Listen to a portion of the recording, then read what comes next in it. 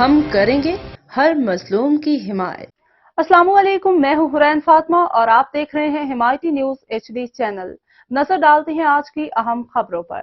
برائے قومی assembly NA 79 Rana Sajid علی شوکت نے پرانی قلعہ منڈی میں ایک بڑا جلسہ کر کے کئی سابقہ جلسوں کے ریکارڈ پاش کر دیے۔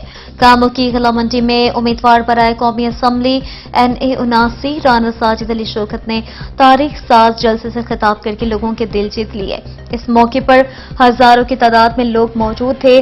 رانا ساجد علی شوکت کے پنڈال میں پہنچتے ہی شاندار آتش بازی اور پھولوں کی پتیوں اور ڈھول کی تھاپ سے پرتپاک استقبال کیا گیا، جس پر رانا ساجد علی شوکت نے اس والہانہ استقبال پر کاموکی کی عوام کا شکریہ ادا کرتے ہوئے کہا کہ کاموکی نے میری 13 سال کی جدوجہد کا حق ادا کر دیا۔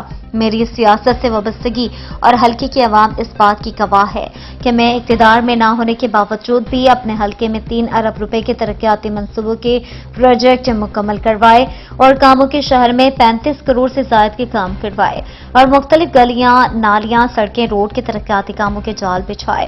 ان کا مزید کہنا تھا کہ 30 سال سے اقتدار میں بیٹھے ان لوگوں نے کاموکی کو لاوارث بنا کر چھوڑ دیا ہے۔ اب آنے والا دور نوجوان نسل کی ترقی و فلاح کا ہے۔